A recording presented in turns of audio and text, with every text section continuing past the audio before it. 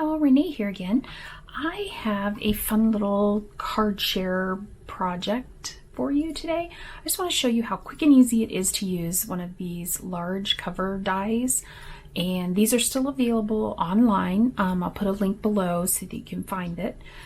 This one is a big thank you, and I just thought it would make some really fun cards. And part of my goal for 2020 is to use up a bunch of the paper I have in my stash, which I have a lot. So these are just some old papers. I can't even tell you what they came from. I don't even know. I think this one is close to my heart. I don't even know if they're close to my heart papers, what brand they are. I just don't know.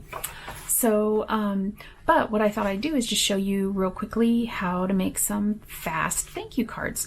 So the first step I did was I cut down my scrap paper just to fit the front of a card with 1/8 of an inch all the way around.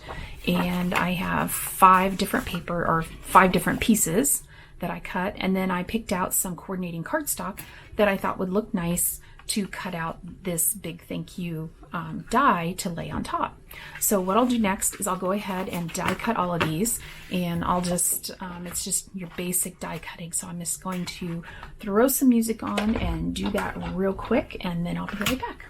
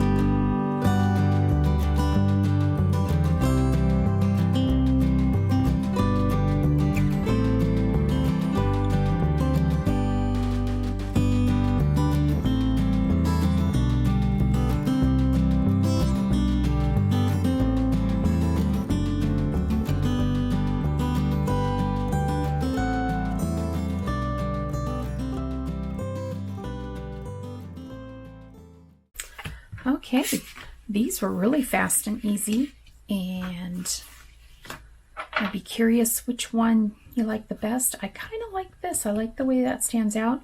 But this, and I'm not sure if you can see it, if the camera will pick it up, but it's sort of a, not glittery paper, but kind of a frosted paper. I don't know exactly how to say it. And I think that's from a pad that I got at Hobby Lobby, of like a pearl paper. That's what it was, pearl paper.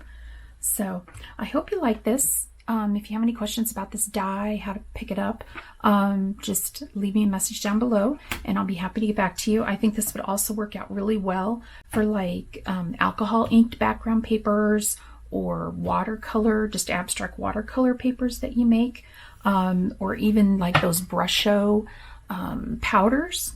That would be a really cute way to use those specialized papers. This would also work really well with like holographic papers behind it, or even glitter. The glitter paper, either put the glitter paper behind or cut out the glitter paper with the die. The die did really well. This right here, this paper right here is really thick. These are just regular cardstock, but this was a thicker cardstock and it went right through it just fine. As a matter of fact, I think that one was easier to get out of the die than the others, but none of them were hard. It just popped right out, and all these extra holes they have are really helpful.